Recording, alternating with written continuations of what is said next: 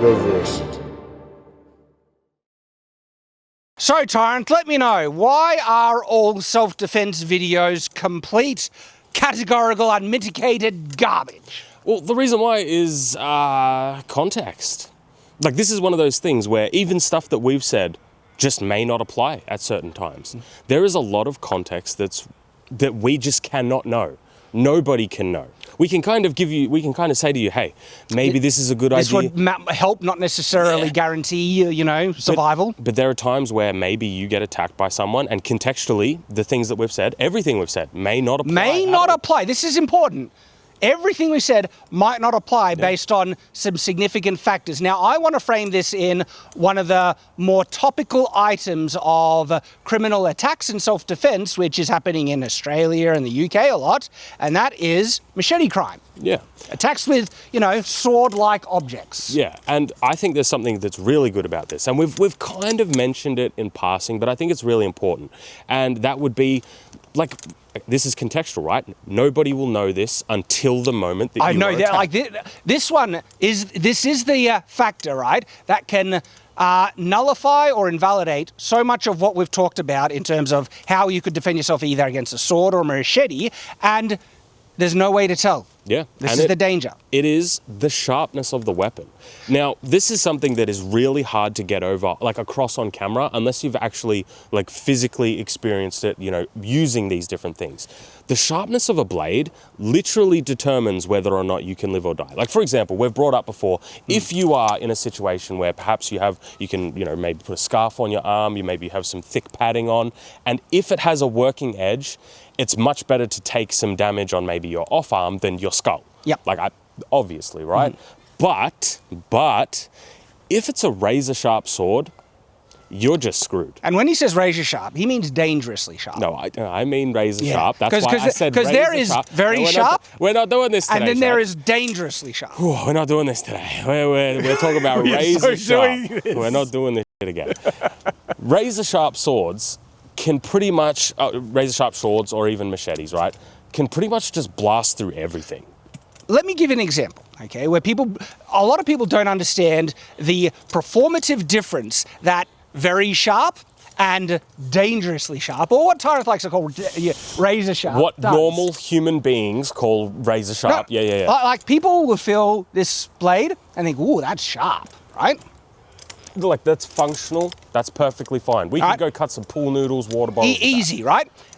It will not shave hair off your hand. No. Okay? And I bought like a hunk of steak that needed to be cut up into individual pieces, right? And you save money by buying the whole thing and cutting it yourself.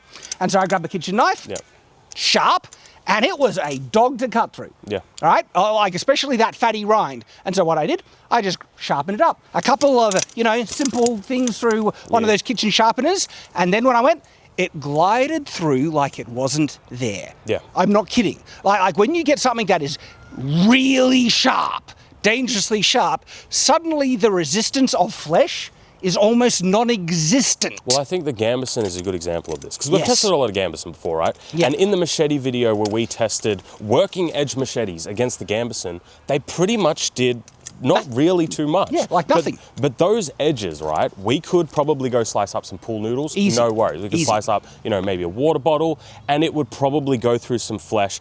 Not it wouldn't glide through, but it would get through flesh. It would hack off a limb, is what I'm saying.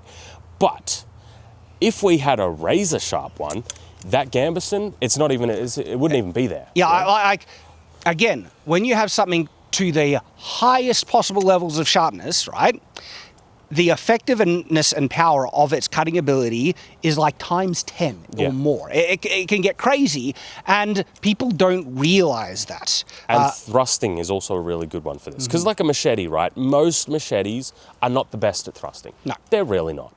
That one there, I don't even know if I'd call it a machete. Like, we'll call it a machete for the sake of this, right? It's a combat gladius. See that edge, though, that point?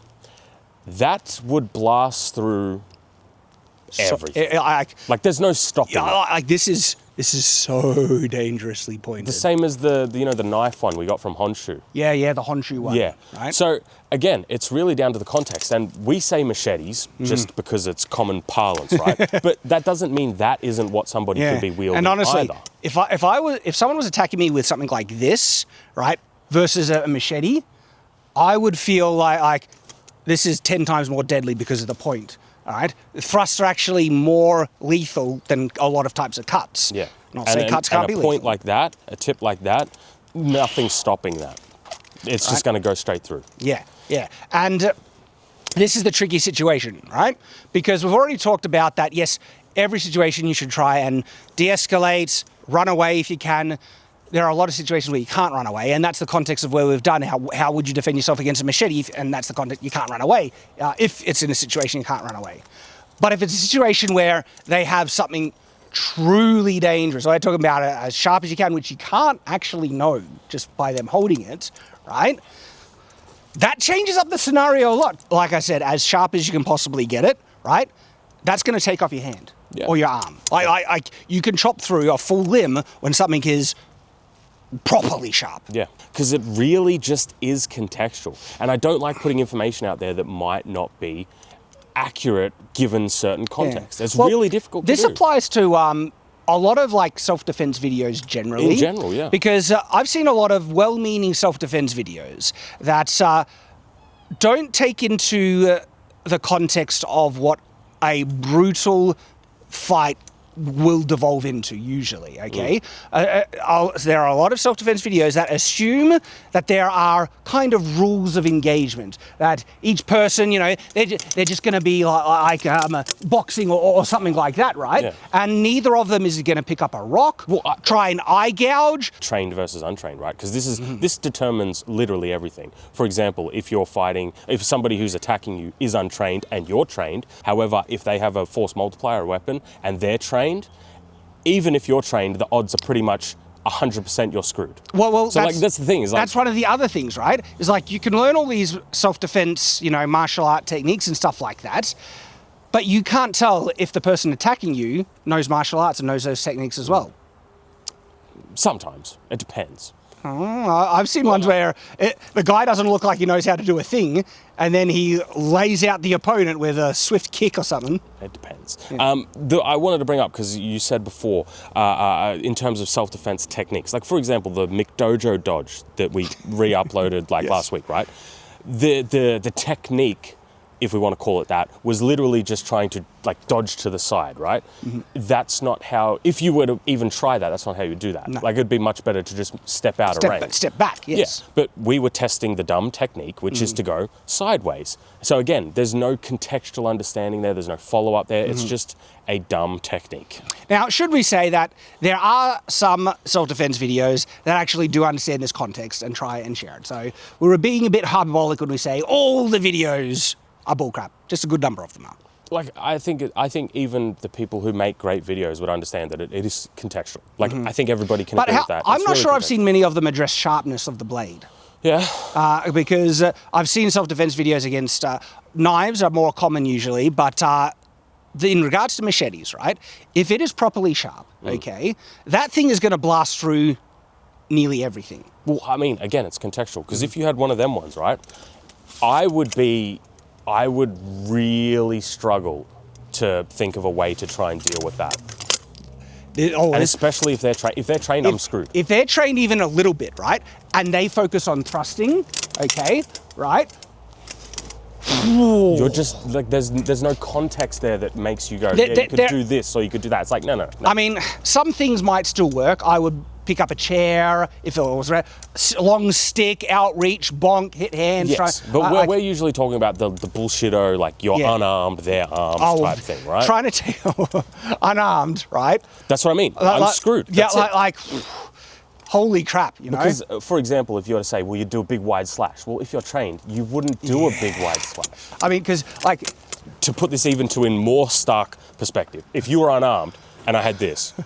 There's and by the way, 100% death. This is in the context that if these swords were sharpened to their ultimate sharpness, if they were with the sword, even if it wasn't yeah, sharp, like, well, screwed, you're still screwed, but if the sword was only medium sharpness, there's a chance you could grab the blade. You'd cut yourself, but you could grab the blade just and keep try and you on control. point and thrust straight through your. Yeah, I know. Yeah, like That's what I mean by untrained versus trained versus what they've got. You know, sharpness. There's so much context here that it's really hard to give general advice that makes sense. Yeah, as sharp as it could, and you're completely unarmed, and you have no other options. Holy crap, you know? Yeah, and this is where it's like, well, in these sorts of situations, if you are trained or you know what you're doing, you make the conscious decision of what is the best course of action in that given situation. The best course of action is to be armed yourself, but that's not always an option. Yeah. America, we know that most of you are American. Yeah, you just pull out a gun. You don't get this. But, yeah. Don't tease us with that, all right? We know, and we wish. Yeah. But even there's times where you might not be armed, right? Yeah. And someone comes at you with a sharp-bladed object. Oh, you know? Yeah. So it was just something to quickly talk about because we've done a lot of these videos and there's like useful information in there, like the gambus and stuff. If you have a working thick jacket, edge, like things like that, them. it's like they can mitigate a specific type of machete if it has a working edge on it. But again, the context of that is if they have something like that thing over there that Shad's got, you can blast straight through that. And if it's razor sharp, you are done for. So it's important to have both sides, I think. Yes, it is. Hence why we're making the video. Oh, look, what do you guys think? Let us know in the comments, and especially let us know if you think there is a difference between, sharp and dangerously sharp, because that's... Fuck off. Shut up, Shad. I don't want to deal with your crap today. Dangerously... We've debated this like 3 times now. I don't want to talk about this. Please check out our, machete self-defense videos, because they also, can be helpful, understood in context as well. They're right there, guys. Hope to see you there. And until that time, farewell.